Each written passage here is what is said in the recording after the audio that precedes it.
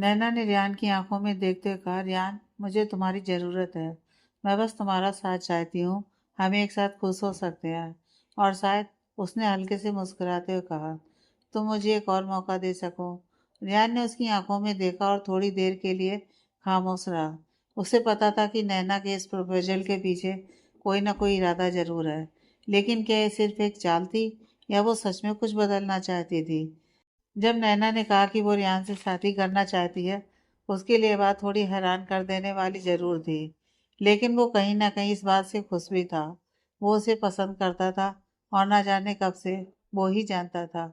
लेकिन फिर भी उसका मन यही बोल रहा था कि कहीं इसमें भी नैना का कोई स्वार्थ ना छुपा हो। क्या सोच रहे हो रियान? नैना ने पूछा, क्योंकि रियान अपनी किसी सोच में था। रियान हल्के से मुस्कुराया, लेकिन उसकी आंखों में हल्की सी झिझक थी। नहीं, बस यूं ही, तुम्हारा फैसला सुनकर थोड़ा हैरान हूँ। नैना ने शरारती मुस्कान के साथ कहा, हैरान क्यों? कहीं तुम्हें मेरा यह डिसीजन गलत तो नहीं लग रहा? रियान ने नैना की तरफ सीरियस होकर देखते हुए कहा, शादी का फैसला गलत कैसे हो सकता है? नैना उसकी बात पर हंस दी और उसकी आंखों में देखते हुए बोली, तो क्या तुम्हारी तरफ से भी हाँ समझूं? रियान को अभी भी डाउट था, लेकिन उसने गहरी सांस लेते हुए कहा, yes, I will marry you. इस पर नैना ने खुशी से उसे गले लगा लिया। लेकिन रियान के दिल में अभी भी कुछ सवाल थे। मैं आज ही मॉम से इस बारे में बात करूंगी। तुम अपने पेरेंट्स से बात कर लो। नैना ने एक्साइटेड होकर कहा, और उसके चेहरे की खुशी देख रियान ने भी हाँ में सिर हिलाया। रियान एकटक नैना को देखता रहा। वो उसे पसंद करता है, और उसे पाने के लिए वो हमेशा से बेचैन था। लेकिन आज जब वो खुद सामने से उसे शादी करने की बात बोल रही है ना, न जाने क्यों उसके मन में एक झिझक अभी भी है। कुछ देर बाद दोनों वहां से घर को निकल गए। नैना के घर आते ही रियान ने उसकी तरफ देखा, जिसकी नजरें पहले से ही उस पर थी। रियान ने अपनी आईब्रो उठाते हुए कुछ पूछना चाहा, कि उससे पहले नैना ने उसे अपनी तरफ खींचा और किस करने लगी। रियान उसकी हरकत पर हैरान जरूर था, लेकिन ये पल उसके लिए भी बहुत खास था। उसने कस के नैना को पकड़ा हुआ था, और दोनों एक दूसरे में खो से गए थे। कुछ पलों के बाद दोनों गहरी सांस लेते हुए दूर हटे और मुस्कुराने लगे। फिर नैना उसे बाय बोलकर अपने घर चली गई, और रियान मुस्कुराते हुए बिला वापस आ गया। अहूजा बिला। चांदनी विवेक के जाने से परेशान थी, लेकिन उसे पता था अभी वो नाराज है, लेकिन शांत होने पर वो मान जाएगा। यही सोचकर वो बेड पर लेटी सीलिंग को देखती रही। फिर थकान की वजह से कब सो गई, पता ही नहीं चला। इधर विवेक स्टडी में कुछ फाइल्स रीड कर रहा था कि उसे चांदनी का ख्याल आया। मेरी जान पर मैंने गुस्सा किया, उसे कितना बुरा लगा होगा। उसने खुद से कार चेयर की हेड टिकाकर बैठ गया। तभी निखिल वहां आया, और विवेक को देखकर बोला, हे ब्रो, व्हाट्सअप? निखिल की आवाज सुनकर विवेक ने अपनी आंखें खोली, लेकिन कुछ नहीं कहा। भाई तू ठीक है? निखिल ने फिर पूछा, तो विवेक ने हाँ में सिर हिलाया। सो तेरा बर्थडे सरप्राइज तुझे पसंद आया? निखिल ने शरारत से पूछा, तो विवेक ने उसे घूर कर देखा। विवेक, बस पूछ ही तो रहा हूँ, पता तो चले मेरी मेहनत रंग लाई या नहीं, निखिल ने और ज्यादा शरारत से कहा। विवेक ने बिना किसी भाव के कहा, हाँ। उसकी बात पर निखिल मुस्कुराने लगा, और दोनों कुछ काम करने लगे। विवेक के कमरे में चांदनी की नींद खुली। उसने टाइम देखा और हड़बड़ाते हुए उठी। इतनी देर हो गई, मैं कब से सो रही हूँ, उसने खुद से कहा। फिर अपने आसपास देखने लगी। विवेक को वहां न देखकर उसने खुद से कहा, अब ये कहाँ है? क्या वो तब से आए नहीं है? वो उठी और उसे ढूंढने नीचे हॉल की तरफ बढ़ गई। लेकिन विवेक वहां नहीं था। उसने फिर सोचा, ये जरूर स्टडी में होंगे, और उसका सोचना सही था। वो वहीं था, यहाँ स्टडी में। विवेक और निखिल अपने काम में लगे थे कि चांदनी गुस्से में वहां आई, और सीधे विवेक से फाइल छीनते हुए बोली, आपको इतनी देर तक काम नहीं करना चाहिए, पता है ना? अभी आपकी तबीयत पूरी तरह से ठीक नहीं है, उसने नाराजगी जताते हुए कहा। विवेक ने उसकी तरफ देखा और हल्की मुस्कान के साथ बोला, डोंट वरी, मैं ठीक हूँ। आपकी यही बात मुझे सबसे ज्यादा परेशान करती है, चांदनी ने नाराज होकर कहा। आप कभी मेरी बात नहीं मानते। डॉक्टर ने कहा था आराम करो, और आप हो कि फिर से काम में लग गए। विवेक और सामने बैठा निखिल दोनों चांदनी की बातों पर मुस्कुरा रहे थे। उसकी आंखों में प्यार और फिक्र थी, जो विवेक को बहुत अच्छी लग रही थी। तभी चांदनी की नजर सामने बैठे निखिल पर पड़ी, जो उसे हैरानी से देख रहा था। चांदनी, क्या हुआ? इतना गुस्से में क्यों हो? निखिल ने पूछा तो चांदनी बोली, भाई गुस्सा नहीं करूं तो और क्या करूं, ये अपना बिल्कुल भी ध्यान नहीं रखते हैं। उस दिन भी देर तक शाम करने से इनके सिर में दर्द हो गया था। उसकी बात सुनकर निखिल ने शरारत से कहा, हाँ चांदनी बिल्कुल सही कह रही हो, मैं भी तब से विवेक को यही कह रहा हूँ, पर ये मान ही नहीं रहा। उसने अपने हाथ में पकड़ी फाइल को बंद करते हुए कहा। चांदनी ने निखिल को घूरते हुए कहा, आप भी कुछ कम नहीं हो भाई, आप खुद भी काम में लगे थे और मुझे देखकर फाइल बंद कर दी।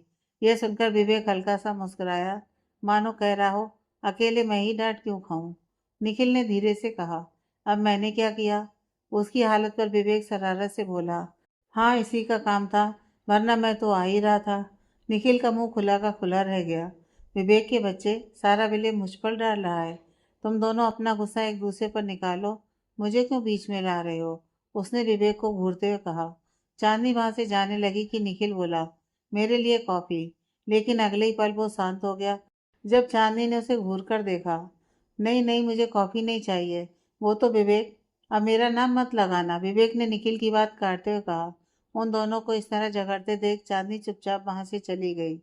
चांदनी को क्या हुआ, तुझ पर इतना भड़की हुई क्यों है, निखिल ने पूछा तो विवेक ने जवाब दिया, वो मुझसे नाराज है। क्यों, ऐसा क्या कर दिया तूने। विवेक ने गहरी सांस ली और कहा, क्या बताऊं। उसने इतना ही कहा कि निखिल शरारत से बोल पड़ा, कहीं ऐसा तो नहीं कि तूने उसे खुश नहीं किया, इसलिए वो नाराज है। क्या मतलब है तेरा, अब क्या उसे जोक सुनाता रहूं, विवेक ने तेज आवाज से कहा। निखिल बस उसे छेड़ रहा था, लेकिन विवेक का रिएक्शन देख अब निखिल और ज्यादा शरारत के मूड में आ गया। यार खुश करना मतलब, तू समझ रहा है ना, वैसे वाला खुश, उसने आंख मारते हुए कहा। निखिल की मुस्कान देख विवेक को एक पल नहीं लगा ये समझने में कि उसका क्या मतलब था। उसने गुस्से से कहा, ये सब फालतू की बातें मत कर, वो उस दिन बहुत खुश थी, समझ गया। लेकिन तुझे कैसे पता वो खुश थी। निखिल की आंखों में तो अब बहुत ज्यादा शरारत छुपी हुई थी। यह सुनकर विवेक कुछ कहता कि देखा, चांदनी उनके सामने ट्रे लिए खड़ी थी। वो जिस तरह से उन दोनों को घूर रही थी, उन्हें यही लगा कि उसने उनकी कई बातें सुन ली हैं। लेकिन चांदनी ने कुछ नहीं कहा, बस काफी मग दोनों के सामने रखे और चुपचाप वहां से चली गई। भाई लगता है सच में तूने चांदनी को खुश नहीं किया था। निखिल की बात पर विवेक गुस्से से उसे घूरने लगा। डिनर के वक्त विकास जी गायत्री जी के साथ नीचे हॉल में आ ही रहे थे कि उन्हें आरती जी का फोन आया। विकास जी उनसे बात कर रहे थे और सामने खड़ी गायत्री जी बस उनके चेहरे के भाव देख रही थी। जैसे ही विकास जी ने फोन काटा, गायत्री जी ने तुरंत पूछा, क्या हुआ, क्या कहा दीदी ने। आरती अगले हफ्ते इंडिया आ रही हैं, रियान और नैना की शादी की बात करने। शादी, गायत्री जी ने बस इतना ही कहा, लेकिन उन्हें ज़्यादा फर्क नहीं पड़ा क्योंकि वो रियान का मन पहले से ही जानती थी। चलो अच्छा ही है, रियान हमेशा से यही तो चाहता था, गायत्री जी ने कहा। उनकी बात पर विकास जी ने भी हाँ कहा, लेकिन वो थोड़े परेशान से थे क्योंकि न जाने इस शादी का होना उन्हें कुछ सही नहीं लग रहा था। फिर वो भी रियान के फैसले के बीच नहीं आना चाहते थे। कुछ देर बाद सब खाना खाने आए और विकास जी की नज़र रियान पर थी, लेकिन उन्होंने कुछ नहीं कहा। सोचा आरती जी के आने पर वो खुद ही सबको इस बारे में बता देंगी। वहीं विवेक की नज़रें चांदनी पर थी, जो उसे देख भी नहीं रही थी। वो जानता था सुबह उसने चांदनी को रियान को लेकर डांटा था, वो उसी वजह से नाराज थी। लेकिन जब विवेक ने सामने बैठे निखिल को देखा, जो उसे ही देखकर मुस्कुरा रहा था, उसे एक पल फिर निखिल की बात याद आ गई। उसने खुद से कहा, क्या मैं चांदनी को सही समझ पा रहा हूँ, क्या वो सच में मुझसे खुश नहीं थी, या फिर। अगले पल उसने अपने ख्यालों को झटका और खुद से कहा, ऐसा नहीं है, निखिल को कुछ नहीं पता, मुझे मेरी वाइफ के बारे में ज़्यादा पता होगा। खाने के बाद सभी अपने कमरों में चले गए। विवेक अपने कमरे में बेड पर बैठा बस चांदनी को देख रहा था, जो कुछ बात किए बिना चुपचाप उसकी बगल में लेट गई। विवेक ने एक गहरी सांस ली और कहा, नाराज हो, लेकिन चांदनी ने कोई जवाब नहीं दिया। मैं जानता हूँ तुम जाग रही हो। विवेक की इस बात पर भी चांदनी ने कुछ नहीं कहा। ठीक है, मैं जा रहा हूँ, विवेक ने नाटक करते हुए कहा कि चांदनी तुरंत पलटी और बोली, अब कहाँ जा रहे हैं। विवेक मुस्कुराया तो चांदनी समझ गई वो नाटक कर रहा था। जब देखो मुझे सताते रहते हो, आखिर ये सब करके आपको क्या मिलता है, चांदनी ने नाराज होकर कहा। बेबी सॉरी ना, विवेक ने चांदनी को मनाते हुए कहा। मुझे आपका कोई सॉरी नहीं चाहिए, इतना बोलकर चांदनी दोबारा मुंह फेर कर सो गई। विवेक मुस्कुराया, फिर ड्रॉर से अपनी दवाई निकाली दवाई लेने के कुछ ही पलों में उसकी नसों में जैसे कोई तेज झटका लगा। वो दर्द से कराने लगा। आह! वो दर्द सहने की कोशिश कर रहा था, लेकिन वो ये दर्द टॉलरेट नहीं कर पा रहा था। चांदनी विवेक की आवाज़ सुनकर तुरंत पलटी। उसके दिल की धड़कन तेज हो गई थी, क्योंकि वो उसकी हालत देखकर कुछ समझ नहीं पा रही थी। वो फिक्र से बोली, क्या हुआ? आप ठीक तो हो? अब धीरे धीरे दवाई का असर होने लगा था, जिसकी वजह से विवेक को हर बार इसी तरह दर्द होता था। लेकिन वो आज कुछ ज़्यादा ही तकलीफ में है। उसके सिर में इतना तेज दर्द हो रहा था, जैसे कोई हजारों सुइयों से उसे चुभो रहा हो। उसने आंखें बंद की और वो दर्द से छटपटाते हुए अपने बालों को कसकर पकड़ने लगा। चांदनी ने उसका हाथ पकड़ा और घबराते हुए बोली, ये क्या कर रहे हैं? आपको लग जाएगी। लेकिन विवेक बहुत ज्यादा दर्द में था। चांदनी उसकी हालत देख काफी बेचैन हो चुकी थी। वो नम आंखों से उसे देखते हुए बोली, आप क्यों कभी मेरी बात नहीं सुनते? हर बार अपने आप को तकलीफ में डाल देते हैं। उसकी आवाज से पता चल रहा था कि वह अभी किसी भी वक्त रो देगी। विवेक ने अपनी आंखें खोली और चांदनी को देखा, जिसकी आंखों में आंसू भर गए थे। वो कुछ कहता कि अगले ही पल चांदनी झट से उसे गले लगकर रोने लगी। आप बहुत बुरे हैं। इतना काम करने की क्या ज़रूरत है? मैंने कब आपसे किसी चीज़ की डिमांड की है? मुझे कुछ नहीं चाहिए। बस आप ठीक से रहो। आप जानते हैं कि मैं आपके बिना कुछ भी नहीं हूँ। फिर भी आप। ये बोलते हुए चांदनी ने कस के उसे पकड़ा हुआ था और वो जोर से रो रही थी। चांदनी का रोना विवेक को बिल्कुल भी अच्छा नहीं लगा और वो उसके दिल में अपने लिए फिक्र भी देख रहा था। लेकिन उसे अभी सिर में दर्द हो रहा था। वो उससे कुछ दूर होते हुए बोला, मैं ठीक हूँ, बस आराम करना चाहता हूँ। हाँ, आप आराम कीजिए, चांदनी ने अपने आंसू पोंछते हुए कहा। विवेक बेड पर लेट गया तो चांदनी उसके थोड़ा करीब आकर उसका सिर सहलाने लगी। चांदनी के हाथों के टच से विवेक को कुछ राहत मिली। वो हल्का सा मुस्कुराया और उसने धीरे से चांदनी की गोदी में अपना सिर रख दिया। चांदनी भी उसके बालों में हाथ फेरते हुए उसका सिर दबाने लगी। आराम मिलने की वजह से जल्दी विवेक को नींद भी लग गई, लेकिन चांदनी की नींद तो मानो गायब हो चुकी थी। न जाने वो कब तक विवेक के बारे में सोचकर सुबकती रही। अगले दिन विवेक की नींद खुली। वो भी चांदनी की गोद में सो रहा था। चांदनी की धीमी सांसों की आवाज उसे सुनाई दे रही थी। उसने अपना सिर उठाकर देखा और उसकी नजर जैसे ही चांदनी पर पड़ी, मानो उसका सारा दर्द, उसकी सारी बेचैनी एक पल में गायब हो गई। चांदनी बेड रेस्ट से लगकर बैठी हुई थी। उसकी गर्दन एक तरफ झूल रही थी। उसका एक हाथ अभी भी विवेक के हाथ में था। यह देख विवेक मुस्कुरा दिया, लेकिन उसे बुरा भी लगा, क्योंकि चांदनी उसकी वजह से चांदनी इतना अनकंफर्ट होकर बैठे बैठे सो गई थी। वो उठा और उसने चांदनी को ठीक से सुलाया। फिर एक पल उसके चेहरे को देखता रहा, जो बिल्कुल किसी एंजल की तरह दिख रही थी। उसकी मासूमियत, अपने लिए उसकी फिक्र और उसकी हर छोटी छोटी बातें याद करके विवेक मुस्कुरा रहा था। तुम इतनी प्यारी हो, मुझे तुमसे प्यार तो होना ही था, विवेक ने मुस्कुराते हुए कहा और चांदनी के गाल पर किस किया। इसी तरह कुछ दिन निकल गए और विवेक को अभी वैसे ही दवाई की वजह से दिक्कत हो रही थी। इसलिए वो तभी उन्हें ले रहा है जब चांदनी या तो सो जाती थी या फिर उसके सामने नहीं होती थी। विवेक को दवाई को लेकर कुछ डाउट तो होने लगा था। उसने यही सोचा, शायद उसके काम करने की वजह से ऐसा है। लेकिन फिर भी उसे दर्द से कोई राहत नहीं मिली। वो चांदनी को परेशान नहीं करना चाहता था, इसलिए उसने खामोश रहना ठीक समझा।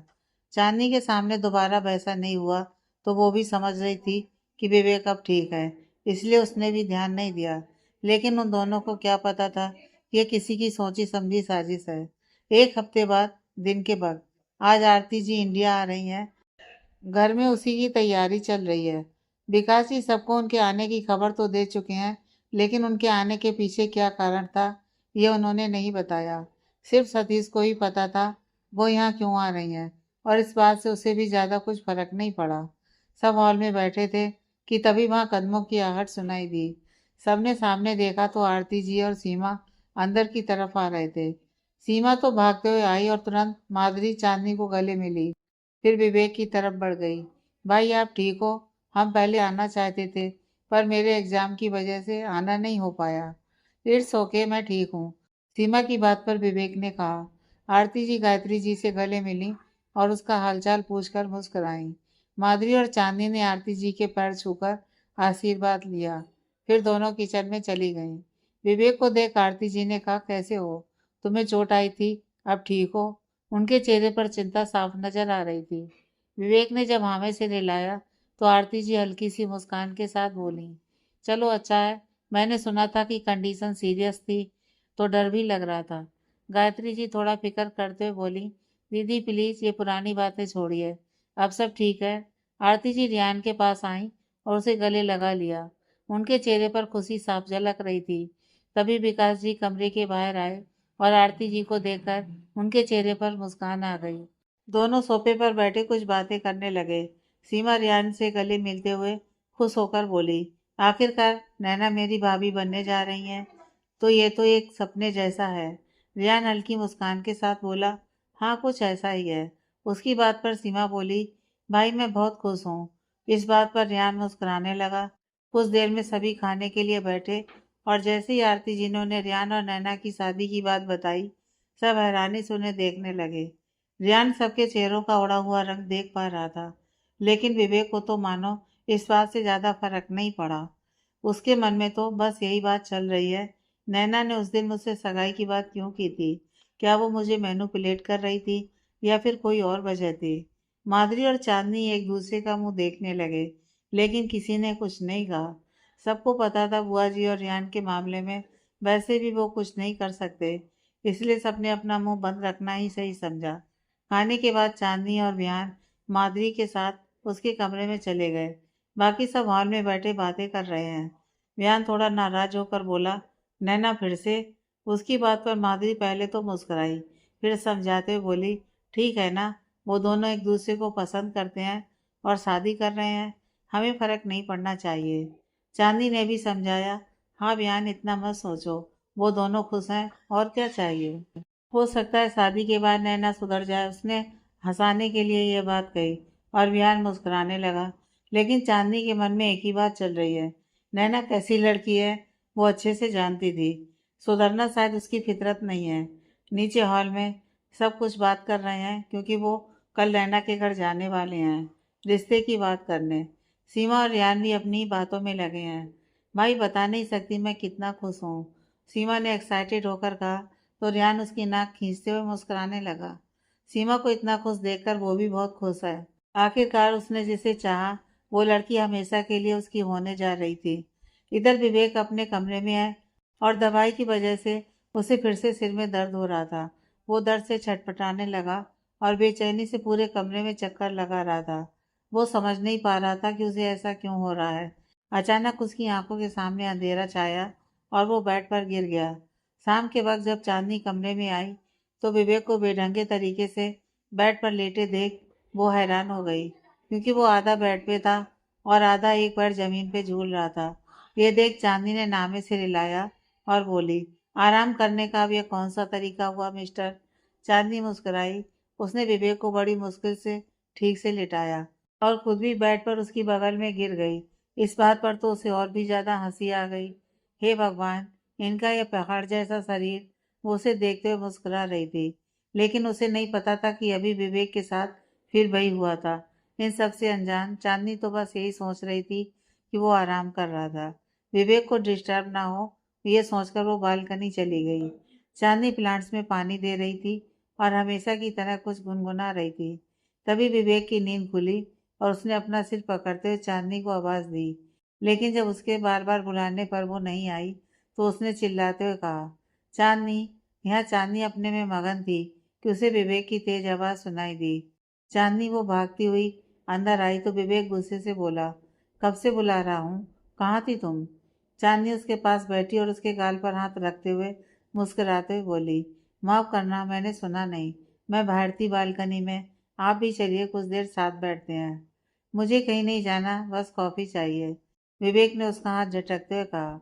चांदनी मुंह बनाते हुए बोली, ये बात आप प्यार से भी बोल सकते थे। जल्दी, विवेक ने नाराज होकर कहा। यह सुनकर चांदनी नामे से रिलाकर तुरंत वहां से चली गई। विवेक फ्रेश हुआ और सोफे पर बैठा था कि वहां एक सर्वेंट आया। उसे देख उसने गुस्से से कहा, चांदनी कहाँ है?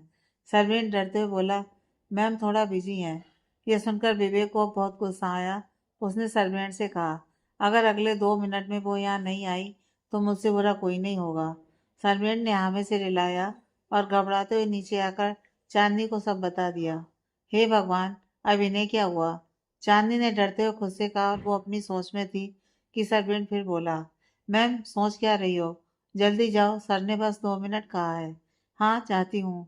चांदनी ने घबराते हुए हाँ में सिर हिलाया और फौरन कॉफी लेकर कमरे में आ गई। वो बहुत डर रही थी, फिर भी उसने आराम से कहा, सुनिए आपकी कॉफी। विवेक जो कमरे में चक्कर लगा रहा था, उसने मुड़कर उसकी तरफ देखा। चांदनी तो उसकी नज़रों से ही बहुत ज़्यादा डर गई, क्योंकि वो उसे बुरी तरह घूर रहा था। चांदनी ने कॉफ़ी टेबल पर रखी और डरते हुए ही लेकिन विवेक की तरफ कदम बढ़ाने लगी। उसके पास आकर चांदनी धीरे से बोली, वो मैं कुछ काम, वो इतना बोलकर रुक गई, क्योंकि उसे विवेक की गुस्से से भरी सांसें सुनाई दे रही थी। क्या हुआ आपको? इतना नाराज क्यों हो? चांदनी ने प्यार से कहा। उसे देखकर विवेक ने अपनी आंखें बंद की और एक गहरी सांस छोड़ी। फिर कहा, पता नहीं, जब तुम आई नहीं मुझे बहुत गुस्सा आया। मुझे हर वक्त तुम मेरे सामने चाहिए, तुम हमेशा मेरे पास रहो, बस। चांदनी मुस्कुराते हुए बोली, मैं तो हर वक्त आपके पास ही तो हूँ। उसकी बातें सुनकर विवेक थोड़ा शांत हुआ। फिर वो दोनों आकर सोफे पर बैठ गए। विवेक ने कॉफी का कप उठाया और धीरे धीरे घूंट भरते हुए चांदनी को देखा। वो उसकी बगल में बैठी थी और विवेक उसकी आंखों में प्यार साफ देख सकता था। वो अब भी परेशान था, लेकिन चांदनी की मौजूदगी से उसे थोड़ी राहत महसूस हो रही थी। चांदनी ने धीरे से उसका हाथ थामते हुए कहा, आप क्यों इतना परेशान होते हो? इतने स्ट्रेस में रहोगे तो कैसे ठीक हो पाओगे? विवेक ने हल्की सी मुस्कान दी और उसकी ओर देखते हुए बोला, शायद तुम ठीक कर रही हो, लेकिन जब भी तुम मेरे पास नहीं होती मुझे बहुत बेचैनी महसूस होती है। ऐसा लगता है कि कुछ ठीक नहीं है। चांदनी ने उसे और कसकर पकड़ा और प्यार से बोली, मैं हमेशा आपके साथ हूँ, आपको कभी अकेला नहीं छोड़ूंगी। आपको बस मुझ पर भरोसा रखना है। विवेक उसकी आंखों में एक गहरा लगाव और विश्वास देख पा रहा था। उसने झट से उसे अपने सीने से लगा लिया। चांदनी मुस्कुराते हुए बड़े प्यार से उसके बालों में हाथ फेरने लगी। मैं आपसे बहुत प्यार करती हूँ, ये बात आप कभी मत भूलना। चांदनी की बात पर विवेक ने अपनी पकड़ उस पर और ज्यादा कस दी। दोनों बस इस पल को महसूस करते रहे, लेकिन उन्हें नहीं पता था कि दरवाजे पर खड़ी सीमा उन्हें ही देख रही थी। वो दोनों अपनी ही दुनिया में खोए थे कि तभी डोर नॉक हुआ। चांदनी हड़बड़ाते हुए विवेक से अलग हुई और सामने देखा तो सीमा दरवाजे पर सिर झुकाकर खड़ी थी। भाभी, आपको माधुरी भाभी बुला रही हैं। इतना बोलकर सीमा तुरंत वहां से चली गई। चांदनी ने विवेक को देखा और रोने जैसा मुंह बनाकर बोली, हे भगवान, आज सीमा ने भी देख लिया। सीमा ने भी क्या मतलब? विवेक की बात पर अब चांदनी उसे क्या ही समझाती कि यह सब पहले भी हो चुका है। कुछ नहीं, इतना बोलकर चांदनी उठने लगी कि विवेक ने उसका हाथ पकड़ लिया। चांदनी समझ गई वो नहीं चाहता कि वो जाए, तो वो फिर उसके पास बैठ गई। विवेक मुस्कुराया और उसने धीरे से कहा, जाओ लेकिन जल्दी आना, मैं वेट कर रहा हूँ। यह सुनकर चांदनी ने चमकती आंखों से उसे देखा और वहां से चली गई। डिनर के लिए सब आए और चांदनी खाना लेकर अपने कमरे में जाने लगी कि आरती जी गायत्री जी से बोली, क्या बात है, ये खाना लेकर कमरे में क्यों जा रही है? कोई बात नहीं दीदी, बच्चों का मन है कमरे में खाने का, तो जाने दीजिए, गायत्री जी ने समझाया। आरती जी थोड़ा नाराज होकर बोली, भाभी आपने इसे बहुत छूट दी हुई है। गायत्री जी फिर बोली, दीदी जाने दीजिए। उनकी बात पर आरती जी ने कुछ नहीं कहा। अगले दिन घर में काफी चहल पहल थी और ऐसा होना लाजमी था, क्योंकि नैना के घर जो जाना था। आरती जी तो बेहद खुश थी और उनके साथ घर से गायत्री जी और चांदनी जाने वाली थी। चांदनी का मन तो नहीं था जाने का। उसे पता था कि विवेक को यह बात पसंद नहीं आएगी, लेकिन आरती जी की जिद के आगे उसे झुकना पड़ा। माधुरी भी नहीं जाना चाहती थी, इसलिए उसने काव्यांश का बहाना बनाया। इस वजह से भी चांदनी को आरती जी की बात माननी पड़ी। चांदनी ने ध्यान से कहा तो वो विवेक के साथ रहे, ताकि उसे अकेला महसूस ना हो। लेकिन वो ये बात भी जानती थी कि वियान का होना भी विवेक को परेशान ही करेगा। बाकी विकास जी और सतीश ऑफिस जा चुके थे, क्योंकि आज के काम में उन्हें लेडीज का जाना ही ठीक लगा। चांदनी अपने कमरे में तैयार हो रही थी। उसने मैरून कलर की साड़ी पहनी थी, जिसमें वो बेहद खूबसूरत लग रही थी। वो मिरर के पास खड़ी होकर अपने बाल संवार रही थी कि अचानक उसने अपनी कमर पर दो मजबूत हाथों का दबाव महसूस किया। वो मुस्कुराई और बिना पलटे बोली, उठ गए आप? विवेक ने उसके कंधे पर अपनी चिन टिकाते हुए धीरे से कहा, कहाँ जा रही हो? चांदनी ने उसे मिरर के थ्रू देखते हुए कहा, बुआ जी चाहती हैं कि मैं उनके साथ नैना के घर चलूं। विवेक ने बिना कुछ कहे उसकी ओर देखा। उसकी आंखों में नाराजगी साफ झलक रही थी, लेकिन उसने फिर भी कुछ नहीं कहा। चांदनी ने उसकी नजरों को भांपते हुए हल्की घबराहट के साथ कहा, देखिए कुछ देर का ही काम है, बुआ जी को बस कुछ बात ही करनी है। उसकी बात पर विवेक ने कोई जवाब नहीं दिया और सीधे बाथरूम में चला गया। चांदनी ने एक गहरी सांस लेते हुए मन ही मन सोचा, चलो अच्छा है, ज्यादा नाराज नहीं हुए। फिर वो हल्की मुस्कान के साथ कमरे से बाहर आ गई। नीचे हॉल में सब तैयार थे। जैसे ही चांदनी नीचे आई, सीमा ने उसकी ओर देखा और चहकते हुए बोली, वाह भाभी, आप तो गजब लग रही हो। चांदनी मुस्कुराई, लेकिन मन ही मन उसे विवेक का ख्याल सता रहा था। जाने से पहले चांदनी ने कहा, आप सब चलो, मैं बस उनसे एक बार मिलकर आती हूँ। उसकी बात सुनकर आरती जी ने नाराज होते हुए कहा, अब तुम हस्बैंड वाइफ का कौन सा खास काम बाकी रह गया। आरती जी के तीखे शब्दों से चांदनी ने नजर नीची करते हुए कहा, नहीं बुआ जी, ऐसा कुछ नहीं है, चलिए। और सबके साथ बाहर चली गई। इधर विवेक जब फ्रेश होकर कमरे से बाहर आया तो देखा कि चांदनी वहां नहीं थी। नीचे हॉल में आकर भी किसी को ना पाकर उसने सर्वेंट से पूछा।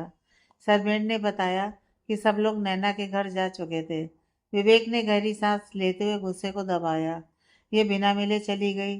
वो थोड़ा चिढ़ा, लेकिन उसने खुद को शांत किया और वापस कमरे में लौट आया। नैना के घर में हॉल में सब लोग हंसी खुशी बातें कर रहे थे।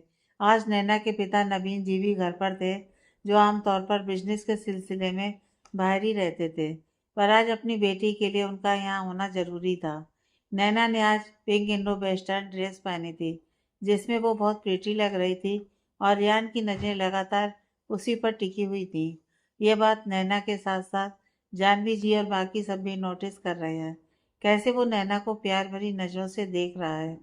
चांदनी बस खामोश बैठी थी। उसके मन में बार बार विवेक का ख्याल आ रहा था। उसे उसकी चिंता हो रही थी, लेकिन फिर भी वो सबके साथ हल्की मुस्कान के साथ बातें करने की कोशिश कर रही थी।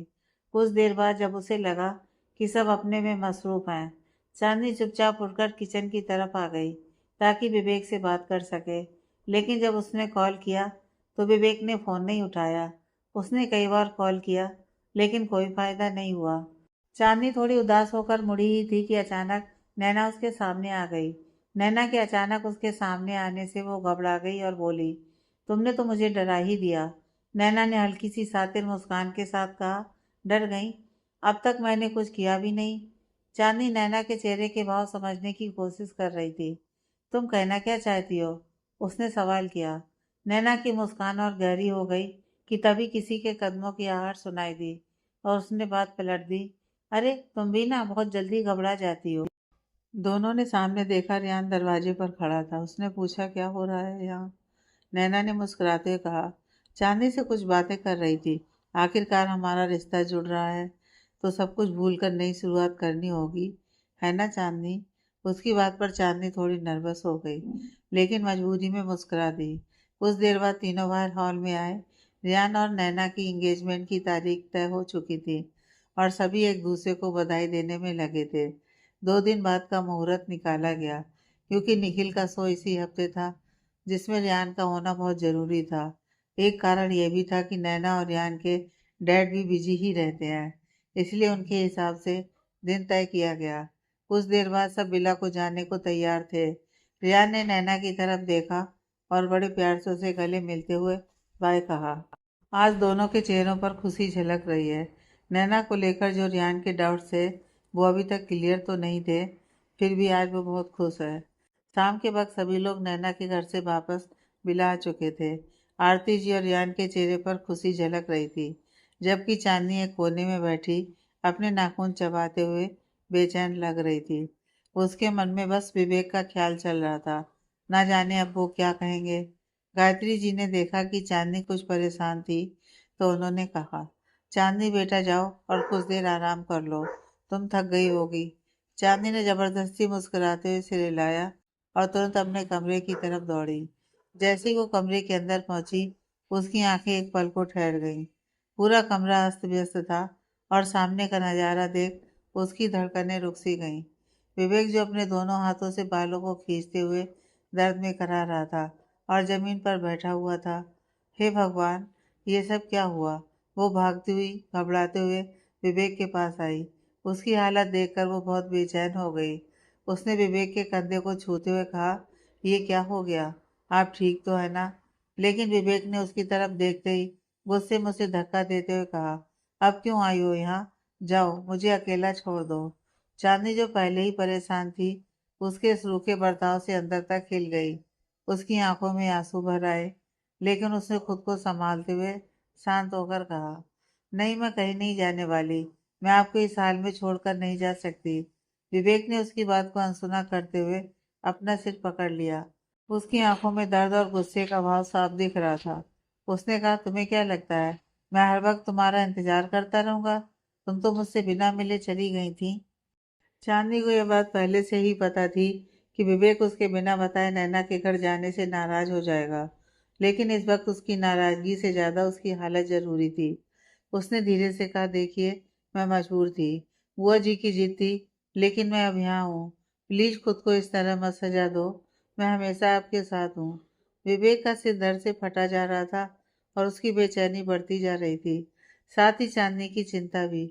उसने विवेक को जबरदस्ती पकड़कर संभालते हुए बेड पर बैठाया और तुरंत उसकी तरफ पानी का गिलास बढ़ाया। पहले तो विवेक ने चांदनी को अनदेखा किया, लेकिन जब उसके सुबकने की आवाज़ सुनी तो गुस्से से भरी नजरें चांदनी पर डाली और धीरे धीरे उसकी आंखों में एक नमी आ गई। चांदनी ने धीरे से उसके पास बैठते हुए प्यार से कहा, शांत हो जाइए, मैं यहाँ हूँ, सब ठीक हो जाएगा। उसकी आवाज़ में जो प्यार और चिंता थी, वो विवेक के दिल को छू गई। विवेक ने पानी का गिलास लिया और एक सांस में गटक गया। उसने चांदनी का हाथ अपने हाथों में लिया और उसकी गोद में अपना सिर रख दिया। चांदनी उसके सिर को सहलाने लगी। उसके प्यार भरे टच ने विवेक के दर्द को थोड़ा कम कर दिया। धीरे धीरे उसका गुस्सा ठंडा पड़ने लगा और उसने अपनी आंखें बंद कर लीं। लेकिन चांदनी, उसकी तो मानो अभी दुनिया ही ठहर सी गई थी। उसे लग रहा था कि विवेक की तबीयत ठीक हो रही है, लेकिन अभी जो हुआ वो देखकर उसके दिमाग ने काम करना बंद कर दिया था। डिनर के वक्त सभी डिनर टेबल पर आ चुके थे, लेकिन विवेक और चांदनी वहां मौजूद नहीं थे। विकास जी ने यह महसूस करते हुए माधुरी से पूछा, बेटा, चांदनी और विवेक कहाँ है? अभी तक क्यों नहीं आए? माधुरी ने थोड़ी हिचकिचाहट के साथ जवाब दिया, डैड, वो चांदनी। लेकिन उसकी बात पूरी होने से पहले ही आरती जी ने ताना कसते हुए कहा, उन दोनों का हस्बैंड वाइफ वाला रोमांस ही खत्म नहीं होता, बड़ों के साथ क्या बैठेंगे? उनकी बात पर माहौल में एक अजीब सी खामोशी छा गई। गायत्री जी ने बात को संभालने की कोशिश की, दीदी, जाने दीजिए, बच्चे हैं। चांदनी ऐसा नहीं करती, शायद आज बहुत थक गई हो। आरती जी ने फिर ताने भरे लहजे में कहा, कौन सा पहाड़ तोड़ने वाला काम कर लिया उसने जो इतनी थक गई? तभी रियान ने थोड़ा गुस्से में कहा, मम, स्टॉप इट। रेहान की बात पर आरती जी ने तीखी निगाहों से उसे देखा और बोली, तू कब से उनकी तरफदारी करने लगा? इस बार माहौल और गंभीर हो गया। विकास जी की पेशेंस अब जवाब दे चुकी थी। वे सीरियस होकर बोले, आरती, अगर तुम्हारे लिए हम सबसे ज्यादा जरूरी वो दोनों हैं, तो हम क्या यहाँ से उठकर चले जाए? उनकी कड़ी बात से आरती जी के चेहरे पर शर्मिंदगी छा गई। नहीं भैया, ऐसा नहीं है, उन्होंने धीरे से कहा। विकास जी ने गहरी सांस ली और शांत लेकिन सख्त स्वर में बोले, जब ऐसा नहीं है तो इतनी छोटी बात पर यह बहस क्यों? उनकी इस बात से आरती जी बिल्कुल चुप हो गईं, जैसे उन्हें सांप सूंघ गया हो। टेबल पर एक पल की चुप्पी छा गई। विकास जी ने आखिरी बात कही, याद रखो आरती, वो दोनों मेरे बेटे और बहू हैं। उन पर सवाल उठाने का हक मैंने किसी को नहीं दिया है। इतना कहकर वो गुस्से में वहां से उठकर चले गए। उनकी बातों का असर पूरे हॉल में महसूस किया जा सकता था। वहां का माहौल अब पूरी तरह से बदल चुका था। गायत्री जी ने नाराज होकर कहा, दीदी, ये आपने ठीक नहीं किया। ये इस तरह से खाने पर से उठकर नहीं जाते हैं। इतना बोलकर वो भी चली गई। आरती जी को बुरा तो लगा कि विकास जी इस तरह से उठकर चले गए, लेकिन उससे ज्यादा यह बात उन्हें खल रही थी कि उन्होंने बच्चों के सामने उनसे इस तरह बात की। वो भी नाराजगी से उठकर चली गई और सब बच्चे एक दूसरे का मुंह देखने लगे। रियान को भी यह सब ठीक नहीं लगा। भले ही वो इस परिवार के मेंबर्स को कुछ खास पसंद नहीं करता था, लेकिन वो काफी टाइम से यहाँ है और यही देखता आया है कैसे सब ब्रेकफास्ट और डिनर पर हंसी खुशी का माहौल बनाए रखते हैं। और आज सबके खामोश चेहरे देख उसे बिल्कुल अच्छा नहीं लगा। भाई मॉम की तरफ से मैं माफ़ी मांगता हूँ। रियान की बात पर सब हैरान थे। सतीश ने हल्की सी मुस्कान दी और कुछ नहीं कहा, लेकिन माधुरी और बयान को बहुत गुस्सा आ रहा था, जो रियान महसूस कर रहा था। कुछ देर में सभी अपने अपने कमरों में आ गए। सतीश के कमरे में बुआ जी कभी अपनी हरकतों से बाज नहीं आएंगी। माधुरी को गुस्सा होते देख सतीश ने समझाते हुए कहा, बड़ों के बीच में हमें नहीं बोलना चाहिए। कैसी बातें कर रहे हैं? देखा ना आपने, डैड को कितना बुरा लगा, वो खाने से उठकर चले गए। उन्होंने ठीक से खाना भी नहीं खाया था। माधुरी को भी गुस्सा आ रहा था, साथ ही विकास जी की फिक्र भी थी, जो सतीश अच्छे से समझ रहा था। देखो मैं समझ रहा हूँ, लेकिन तुम्हारे ऐसे बिहेव करने से कुछ बदलेगा नहीं, इसलिए शांत हो जाओ। सतीश ने माधुरी के करीब जाकर कहा। माधुरी जो काव्यांश को फीड करा रही थी, उसे देख सतीश ने शरारत से कहा, लगता है तुम्हें भी हस्बैंड वाइफ वाला रोमांस चाहिए, तभी तुम्हारा गुस्सा शांत होगा। यह सुनकर माधुरी मुस्कुराई। सतीश ने उसके गाल पर किस किया और कहा, क्या ख्याल है? माधुरी भी चहकते हुए बोली, ख्याल तो बड़ा ही नेक है। इस बात पर सतीश भी मुस्कुराने लगा। अगले दिन विवेक की नींद खुली तो खुद को एक बार फिर चांदनी की गोद में सोते हुए पाया। उसने धीरे से सिर उठाया और चांदनी की ओर देखा। वो वहीं बैठी बैठी झपकी ले रही थी, थकी हुई और निढाल। उसकी गर्दन झुक रही थी और वो गिरने ही वाली थी कि विवेक ने तुरंत उसे पकड़ लिया। चांदनी को इस हालत में देखकर उसके दिल में दर्द हुआ। वो जानता था कि पिछले कुछ समय से वो उस पर कितना गुस्सा करता आ रहा है, फिर भी चांदनी ने बिना किसी शिकायत के उसका ख्याल रखा। उसकी धड़कनें तेज हो गईं, ये सोचकर कि उसने अपने गुस्से में की गई हरकतों से चांदनी को कितनी तकलीफ दी है। विवेक ने उसे हल्के से अपनी बाहों में लेकर सही से सुला दिया, जैसे वो किसी नाजुक चीज को संभाल रहा हो। फिर उसने कमरे का हाल देखा। उसे याद आया कि उसने कल क्या किया था। अपनी हरकतों को याद कर वो अपने माथे पर उंगलियां रगड़ने लगा। उसने सर्वेंट को बुलाना चाहा, लेकिन उसे चांदनी की बात याद आई। यह हमारा पर्सनल मैटर है। अगर किसी सर्वेंट को पता चला तो सब यही समझेंगे कि हमारे बीच कोई झगड़ा हुआ है। यही सोचकर उसने खुद ही सब कुछ साफ करना शुरू किया। तभी उसने टेबल पर रखा खाना देखा। वो समझ गया कि चांदनी ने कल रात खाना नहीं खाया। हालांकि खाना उसने भी नहीं खाया था, लेकिन चांदनी का भूखा रहना उसे शायद ज़्यादा तकलीफ दे रहा था। वो जानता था कि यह सब उसके गुस्से और लापरवाही का नतीजा है। सब कुछ ठीक करके वो फ्रेश होने चला गया। जब वो बाहर आया तो देखा कि चांदनी अभी भी सो रही थी। उसे बिना डिस्टर्ब किए वो धीरे से बाहर कदम बढ़ाते हुए हॉल में आ गया। हॉल में बढ़ते ही विकास जी और गायत्री जी वहां आए। विवेक ने एक हल्की मुस्कान के साथ उन्हें मॉर्निंग विश किया और सभी आराम से बैठ गए। कुछ ही देर में आरती जी भी वहां आ गईं और बाकी परिवार के मेंबर्स भी नाश्ते के लिए आते दिखाई दिए। सभी विवेक को देखकर खुश थे और माहौल हल्का और शांत था। विकास जी ने चिंता भरे लहजे में पूछा, बेटा सब ठीक तो है? चांदनी कहाँ है? तुम दोनों कल डिनर पर भी नहीं आए थे। विवेक ने जवाब दिया, डैड वो सो रही है। गायत्री जी थोड़ी हैरानी से बोली, अब तक सो रही है? उसकी तबीयत तो ठीक है ना? विवेक ने हल्की मुस्कान के साथ कहा, डैड कल मेरी तबीयत ठीक नहीं थी तो मैं जल्दी सो गया था, और चांदनी वो पूरी रात मेरे पास बैठी रही, ये सोचकर कि कहीं मेरी हालत और ख़राब ना हो जाए। यह सुनकर गायत्री जी कुछ बोलने ही वाली थी कि विवेक ने आगे कहा, डोंट वरी मॉम, मैं अब ठीक हूँ, आप टेंशन मत लो। विकास जी ने इस पर हल्की मुस्कान के साथ सिर हिलाया, मानो उन्हें सब समझ आ गया हो। और उन्हें ही नहीं, वहां बैठी आरती जी और बाकी सबको भी अब सब समझ आ चुका था। कल जो आरती जी ने इतना कुछ कहा, उसकी जरूरत नहीं थी। विकास जी ने समझदारी से कहा, ठीक है बेटा, तुम दोनों एक दूसरे का इतना ख्याल रखते हो, यही सबसे जरूरी बात है। अपने पार्टनर का ध्यान रखना और मुश्किल वक्त में साथ देना ही एक अच्छे रिश्ते की पहचान है। सबने मुस्कुराते हुए सहमति जताई। फिर विकास जी ने रियान की ओर देखा और मजाक में कहा, रियान तुम भी अपनी नई जर्नी शुरू करने जा रहे हो। अगर कुछ टिप्स चाहिए हो तो विवेक के पास चले जाना। इस पर रियान हंस पड़ा, लेकिन विवेक ने मन ही मन सोचा, इसे क्या पता रिश्तों का असली मतलब क्या होता है। आज फिर नाश्ते की टेबल पर रोज की तरह न सही लेकिन खुशनुमा माहौल था। सभी कुछ देर में अपने अपने काम में लग गए। विकास जी सतीश के साथ ऑफिस, तो गायत्री जी एनजीओ चली गई। आरती जी और सीमा अपने कुछ फ्रेंड्स को एंगेजमेंट का इनविटेशन देने जा रही है। तो वहीं रियान नैना के साथ वेन्यू देखने जाने वाला है। उसके डैड भी कल यहाँ आने वाले हैं। अब तक निखिल को इस एंगेजमेंट की कोई खबर नहीं है। रियान आज उसे भी इस बारे में बताने वाला है। विवेक के कमरे में। विवेक हॉल से वापस कमरे में आ गया। चांदनी अभी सो रही थी। वो धीरे से उसके पास बैठा और उसके मासूम चेहरे पर नजर डाली। उसके चेहरे पर थकावट साफ नजर आ रही थी।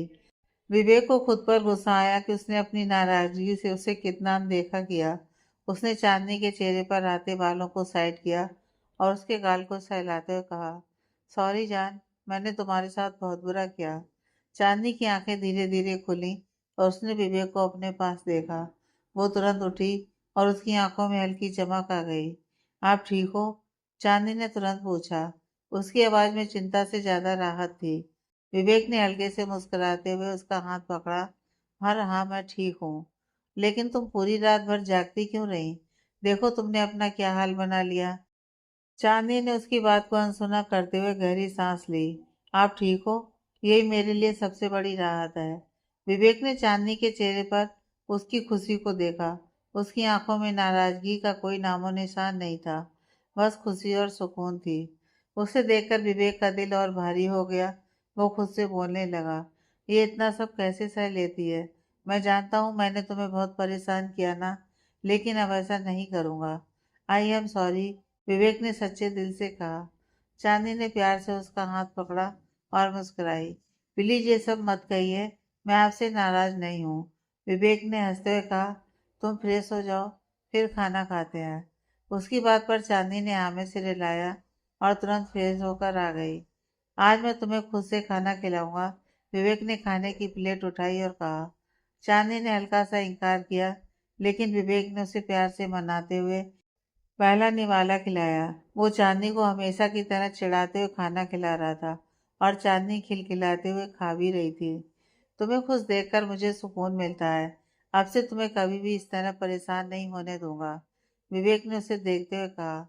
चांदनी ने उसके हाथ से निवाला लेते हुए कहा, मेरा सुकून आप हो, बस आपका साथ हो, मुझे उससे ज्यादा कुछ नहीं चाहिए।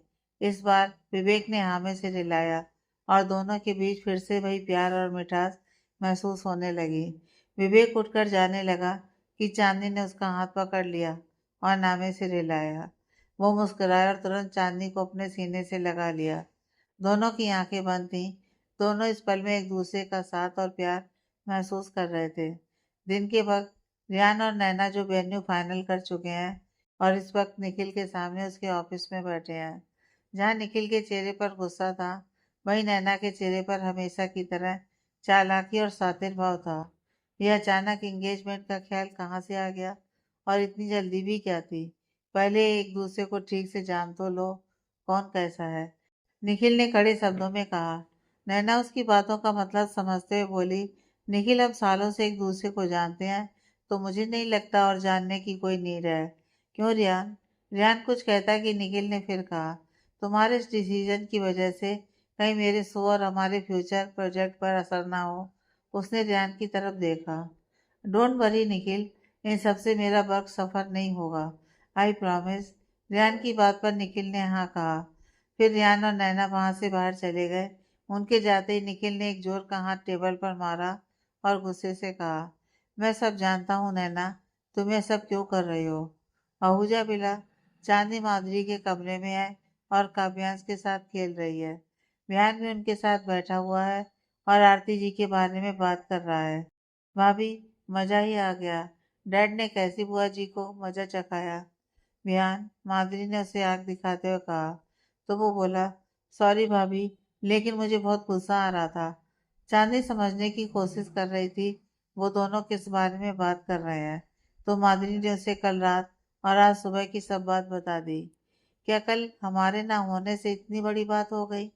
चांदी ने दुखी होकर कहा। तो माधुरी ने अपना माथा पकड़ लिया। क्या यार, जब देखो सीरियस हो जाती हो। डैड ने उनसे बात कर ली ना, तुम बेवजह यूं परेशान मत रहा करो। माधुरी ने समझाया तो चांदनी ने बस हाँ में सिर हिलाया। वो विकास जी की बातों से खुश तो थी, लेकिन उसे बुरा भी लगा कि उसकी वजह से आरती जी को इतना सब सुनना पड़ा। विवेक के कमरे में विवेक बेड पर बैठा सीलिंग को घूर रहा था। पिछले कुछ दिनों उसके साथ जो कुछ भी हो रहा है, उसने चांदनी के साथ जैसा बिहेव किया, उसकी वजह से वो बहुत परेशान है। वो अपनी सोच में था कि चांदनी कमरे में आई, उसने कॉफी मग टेबल पर रखा और प्यार से उसे आवाज दी। अब क्या आपको सीलिंग पर गुस्सा आ रहा है? विवेक ने उसकी तरफ देखा और उठकर बैठ गया। वो मुस्कुराते हुए बोली, आपकी कॉफी। उसने कॉफी मग उसे पकड़ाया और उसकी बगल में बैठ गई। चांदनी कुछ परेशान दिख रही थी, तो विवेक ने पूछा, क्या हुआ तुम्हें? उसकी बात पर पहले तो चांदनी ने कुछ नहीं कहा, लेकिन उसके बार बार पूछने पर उसने सब बता दिया। आरती जी ने कल क्या कहा और कैसे विकास जी नाराज हो गए थे। आज सुबह विकास जी को देखकर विवेक समझ तो रहा था, क्योंकि वो ज्यादातर इतने सवाल नहीं करते। देखिए ना, हमारी वजह से पापा नाराज हो गए और बुआ जी को भी कितना बुरा लगा होगा। चांदनी की बात पर विवेक सोच में पड़ गया। एक तो बुआ जी ने इसके लिए गलत बोला और इसे अभी भी उनकी ही पड़ी है। देखो, इतनी सी बात पर परेशान नहीं होते, ये बड़ों की बात है। जब डैड ने बात कर ली है तो तुम क्यों इतना सोच रही हो? विवेक ने समझाया। चांदनी हल्का सा मुस्कुराई और विवेक उसकी मुस्कान में खो गया। अब आपको क्या हुआ? उसने प्यार से पूछा। बस बहुत प्यार आ रहा है तुम पर, विवेक ने कहा। उसकी आवाज में एक हल्की नरमी थी, जिससे चांदनी के गाल लाल हो गए। तभी बालकनी से एक ठंडी हवा का झोंका आया। चांदनी ने अपनी आंखें बंद कर ली और गहरी सांस ली। लगता है बारिश आने वाली है, उसने कहा। उसकी आवाज में एक खुशी छिपी थी। तुम्हें बारिश पसंद है? विवेक ने एक्साइटेड होकर पूछा। बहुत ज्यादा, चांदनी ने अपने चेहरे पर मुस्कान लाते हुए कहा और फिर से विवेक की आंखों में देखने लगी। विवेक ने झट से उसका हाथ पकड़ा और वे दोनों बालकनी में आ गए और पूल साइड बैठ गए। आपको याद है, हम इसी तरह घंटों बैठकर बातें किया करते थे, चांदनी ने आसमान को देखते हुए कहा। उसकी आवाज में एक अलग ही भाव था। कितनी सारी यादें जुड़ी हैं इस जगह से, तो कुछ बताओ, विवेक ने उसकी आंखों में देखते हुए कहा। मैं जानता हूँ हमारी कौन सी याद यहाँ से जुड़ी है। एक बार मैं झूले में बैठी गाना गा रही थी और आप उसमें इतना खो गए कि पूल में गिर गए थे, चांदनी ने हंसते हुए कहा। विवेक ने शरारत से कहा, वाह, मैं गिर गया था और तुम्हें हंसी आ रही थी? उस समय मुझे बहुत डर लगा था, चांदनी ने कहा। उसकी हंसी धीमी हो गई। आप गुस्से में थे और मैं सोच रही थी कि अब आप क्या करेंगे। विवेक ने थोड़ी हैरानी से कहा, क्या मैंने उस दिन गुस्सा किया था? चांदनी ने हंसते हुए नामे से हिलाया। नहीं, आपने कुछ नहीं कहा। यह सुनकर विवेक ने उसे प्यार से देखा। एक बार मैंने आपके लिए डेट, चांदनी ने थोड़े हिचकिचाते हुए कहा। मेरा मतलब, हमने यहीं कुछ समय बिताया था। उसकी आवाज में हल्की शर्म थी। अच्छा, फिर? विवेक ने क्यूरियस होकर पूछा। मुझे लगा कि आपको वो शायद पसंद ना आए और ये सोचकर मैं डर भी रही थी, लेकिन आपने तब भी कुछ नहीं कहा और हमने बहुत प्यार भरा वक्त साथ गुजारा। ये बोलते हुए उसके चेहरे की मुस्कान और ज्यादा बड़ी हो गई। विवेक की आंखों में गहराई थी, जैसे वो चांदनी की हर बात को महसूस कर रहा हो। वो सोचने लगा, मैं चाह कर भी चांदनी पर गुस्सा नहीं कर पाता था, लेकिन अब ऐसा क्यों हो रहा है? बार बार मैं क्यों अपना कंट्रोल खो रहा हूँ? इस तरह तो मैं चांदनी को हर्ट कर दूंगा। तभी एकदम से बारिश की बूंदें गिरने लगी। विवेक उठकर जाने लगा, लेकिन चांदनी वहीं बैठी रही, बल्कि उसके चेहरे पर मुस्कान और भी ज्यादा बढ़ गई। विवेक उसके पास खड़ा बस उसके चेहरे को देख रहा था, जिसमें एक अलग ही खुशी झलक रही थी। चांदनी ने आंखें बंद कर ली और बारिश की बूंदों को अपने चेहरे पर महसूस किया। हमने पहली बार यहीं पर, उसने अचानक कहा, लेकिन फिर चुप हो गई। विवेक ने उसके चेहरे के करीब आते हुए कहा, हाँ, पहली बार क्या? चांदनी शर्माते हुए उठकर जाने लगी कि विवेक ने उसका हाथ पकड़ लिया। तो हमने क्या किया था उस दिन? उसकी आवाज में एक शरारत छुपी थी। वो पहली बार, चांदनी ने मुस्कुराते हुए कहा। उसकी आवाज धीमी हो गई थी, जैसे वह कुछ कहना चाहती हो, लेकिन हिचकिचा रही हो। हाँ, पहली बार क्या? विवेक ने उसके गालों पर अपनी उंगलियां फिराते हुए हल्की मुस्कान के साथ कहा। वो हमने किस किया था, चांदनी ने धीमी आवाज में कहा। उसकी पलकें झुकी हुई थी और उसके गालों में हल्की लाली आ गई थी, जैसे हम अब करना चाहते हैं। विवेक ने चांदनी का चेहरा अपने हाथों में भरा और धीरे से पूछा। चांदनी की धड़कनें तेज हो गई थीं, उसकी पलकें झुकी थीं और होठों पर एक हल्की मुस्कान आ गई। विवेक ने उसे अपने और करीब खींचते हुए धीरे से उसके होठों को चूम लिया, जैसे वो दोनों उस पुराने पल को फिर से जी रहे हों। उस किस में पुरानी यादों की मिठास और एक नई गहराई थी जो अब उनके रिश्ते में आ चुकी थी। वो पल जैसे ठहर गया हो। बारिश की ठंडी बूंदों ने उन्हें पूरी तरह भिगो दिया था। उस पल में बस एक दूसरे की गर्माहट का एहसास था। विवेक ने हल्के से चांदनी के माथे पर चूमा और उसकी आंखों में देखते हुए मुस्कुराते हुए बोला, तुम्हारे साथ हर पल ऐसा लगता है जैसे सब कुछ थम जाता है, बस हम दोनों ही रह जाते हैं।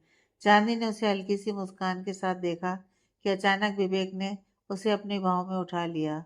ये आप क्या कर रहे हैं? चांदनी ने धीरे से पूछा, लेकिन विवेक की आंखों में एक मीठी शरारत थी।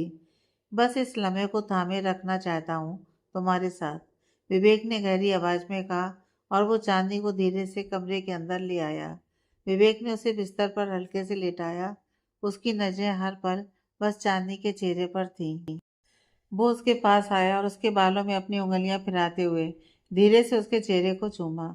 चांदनी का पूरा चेहरा लाल हो चुका था और विवेक के हर टच और किस के साथ उसकी धड़कनें और ज़्यादा तेज हो रही थीं। उसके चेहरे को देखते हुए विवेक ने अपनी शर्ट उतार दी और उसे फर्श पर फेंक दिया। उसकी आंखों में फिर चांदनी को पाने की चाहत थी। कुछ ही पलों में दोनों की धड़कनें बहुत तेज चल रही थीं। चांदनी मदोसी भरी सिसकियां ले रही थी और विवेक हर पल में उसे अपने प्यार को एहसास करा रहा था। उसके हाथ चांदनी के सिर के पास थे और उसका चेहरा चांदनी के होठों को छू रहा था। चांदनी को आज एक अलग ही एहसास हो रहा था, जिसमें दर्द की जगह राहत थी, बेचैनी की जगह सुकून था। उसके चेहरे के भाव विवेक को हर पल और ज्यादा बहका रहे थे। वक्त जैसे ठहर सा गया था। उस पल में दोनों एक दूसरे में खो चुके थे। बारिश की बूंदें खिड़की पर टकराती रहीं, लेकिन कमरे के अंदर बस उनके प्यार का एहसास गूंज रहा था। विवेक और चांदनी अभी भी अपने कमरे में थे, दोनों बारिश का मजा लेते हुए एक दूसरे की बाहों में खोए हुए। चांदनी ने हल्की मुस्कान के साथ कहा, अब हटिए, डिनर का टाइम होने वाला है। विवेक ने नामे से रिलाया और उसे कसकर पकड़ लिया। चांदनी धीरे से बोली, प्लीज चलिए, नहीं तो बुआ जी फिर नाराज ना हो जाएंगे। उसकी बात पर विवेक हल्का सा मुस्कुरा दिया। फिर दोनों ने जल्दी से कपड़े चेंज किए और नीचे हॉल में चले गए। डिनर के वक्त सभी खाने की टेबल पर थे। विवेक और चांदनी को सामने देखकर इस बार आरती जी ने कोई तमाशा नहीं किया। सभी मुस्कुराते हुए खाना खा रहे हैं, लेकिन विवेक की नजरें चांदनी पर है, जिसे महसूस कर वो बहुत बिलस कर रही है। खाने के बाद सभी अपने कमरों में चले गए। विवेक और चांदनी अपनी बातों में थे कि तभी घर के मेन एंट्रेंस पर कार की आवाज़ सुनाई दी। इस वक्त कौन आया होगा? चांदनी ने कहा। उसकी बात पर विवेक ने शांत भाव से कहा, रियान के डैड आए हैं। चांदनी मुस्कुराई और कुछ देर बाद दोनों एक दूसरे की बाहों में भर के सो गए। अगले दिन चांदनी रोज की तरह मुस्कुराते उठी और जल्दी से रेडी होकर नीचे आ गई। मंदिर में हाथ जोड़कर वो पलटी ही थी कि सामने से विकास जी और गायत्री जी आते दिखे। उसने उनके पैर छुए और मॉर्निंग विश किया। तभी किसी के कदमों की आहट सुनाई दी। उसने मुड़कर देखा तो सामने एक रौबदार पर्सनालिटी वाले शख्स तेजी से हॉल की तरफ आ रहे थे। उसे समझने में जरा भी वक्त नहीं लगा कि ये रेयान के पिता थे, राघव जी। विकास जी ने मुस्कुराते हुए राघव जी को विश किया और चांदनी की तरफ इशारा करते हुए कहा, यह हमारी छोटी बहू चांदनी। चांदनी ने तुरंत उनके पैर छुए तो राघव जी ने अपनी पॉकेट से एक नोटों का बंडल निकाला और शगुन के तौर पर उसके हाथ में थमा दिया। चांदनी ने एक नज़र राघव जी को देखा, फिर विकास जी को देखा तो उन्होंने मुस्कुराते हुए कहा, बेटा तुम्हारे फूफा जी की तरफ से शगुन है। यह सुनकर वो चुपचाप वहां से किचन की तरफ चली गई। सतीश और माधुरी समेत सभी बच्चों ने उनके पैर छुए और सब नाश्ते के लिए बैठ गए। आज खाने की टेबल पर एक अलग ही खामोशी थी। राघव जी के डर से आज किसी के मुंह से कोई आवाज ही नहीं निकल रही थी। तभी राघव जी ने विवेक की तारीफ करते हुए कहा, बेस्ट सीईओ का अवार्ड जीतने पर बधाई। इस बात पर विवेक हल्का सा मुस्कुराया, लेकिन रियान समझ गया राघव जी ने यह बात उसे ही सुनाने के लिए कही है। उसने गुस्से से टेबल पर एक हाथ मारा और अपने कमरे में चला गया।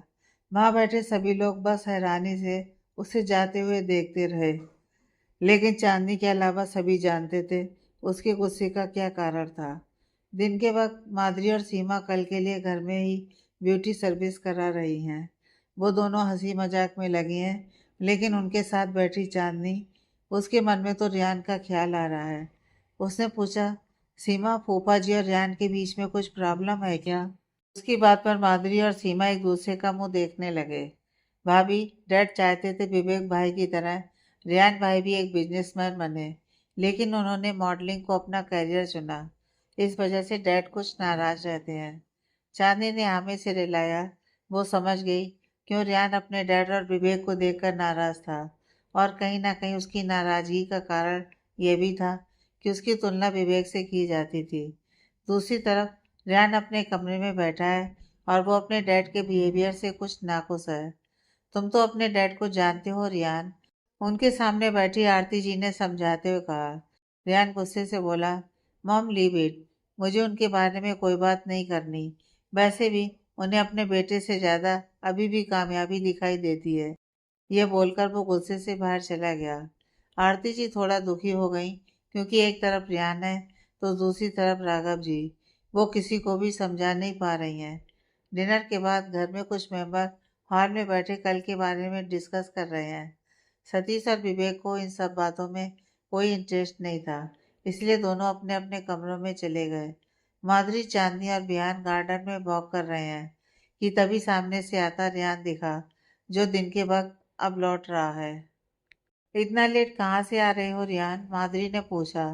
तो रियान ने कोई जवाब नहीं दिया, बल्कि वो बिना कुछ कहे किसी चेयर पर बैठ गया। इसे तो कुछ पूछना ही बेकार है, माधुरी ने मुंह बनाकर कहा और अंदर चली गई। बिहान भी उसके साथ चला गया, लेकिन चांदनी बाहर ही थी। उसने एक गहरी सांस ली और रियान के पास जाकर बैठ गई। रियान ने एक नज़र उसे देखा, फिर कहा, क्या? वो मुझे सीमा ने बताया, तुम्हारे और फूफा जी। ये सब काफी मुश्किल रहा होगा ना? चांदनी ने कहा। रियान ने एक गहरी सांस ली, फिर हल्के से कहा, तुम कह सकती हो। कभी कभी लगता है मैं जो भी करता हूँ वो डैड के लिए कभी काफी नहीं होगा। चांदनी ने थोड़ा मजाकिया लहजे में कहा, तुम्हारे डैड थोड़े स्ट्रिक्ट जरूर हैं, लेकिन शायद वो बस ये चाहते हैं कि तुम सबसे बेस्ट बनो। रियान ने हल्की सी मुस्कान दी। बेस्ट? वो तो हमेशा विवेक को ही। मैंने उनसे एक्सपेक्टेशन करना ही बंद कर दिया। चांदनी ने उसकी बात को समझते हुए कहा, मैं समझ सकती हूँ, ये आसान नहीं है, लेकिन सच बताऊँ, तुमने जो रास्ता चुना है वो भी बहुत मुश्किल है। रियान ने उसकी बातों पर गौर किया और उसकी ओर देखा। तुम्हें लगता है कि मैं सही कर रहा हूँ? चांदनी ने मुस्कुराते हुए कहा, बिल्कुल। तुमने अपनी पहचान बनाई है, और वो कम बड़ी बात नहीं है। हो सकता है तुम्हारे डैड को अभी समझने में वक्त लग रहा हो, लेकिन एक दिन वो समझेंगे कि तुमने अपना खुद का मुकाम हासिल किया है। रियान ने एक हल्की सी सांस ली और कहा, शायद तुम सही हो। डैड को समझाना तो आसान नहीं है, लेकिन कोशिश यही है। शायद वो किसी दिन समझ सकें। चांदनी ने उसकी तरफ देखा और कहा, तुम्हारे पास टैलेंट है रियान, बस खुद पर भरोसा रखो और सब ठीक हो जाएगा।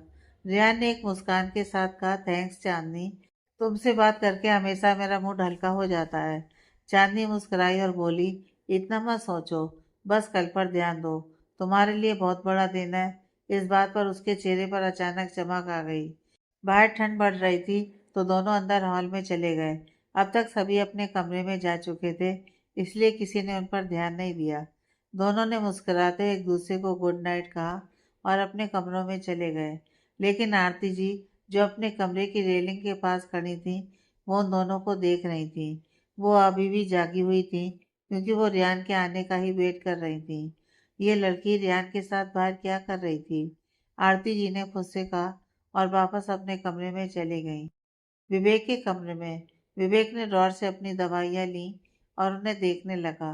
कुछ दिनों से अपने अंदर होते बदलाव को देख वो ये सोचने पर मजबूर हो चुका है कि हो ना हो उसकी दवाइयों के साथ कुछ प्रॉब्लम तो जरूर है। उसने एक गहरी सांस ली और दवाइयों को वापस ड्रॉर में रख दिया। तभी चांदनी कमरे में आई और मुस्कुराते हुए विवेक के पास बैठ गई। उसने पूछा, आपने दवाई ली? उसकी बात पर विवेक ने बस हाँ में सिर हिलाया। कुछ ही देर में दोनों एक दूसरे को बाहों में लेकर सो गए। Next part.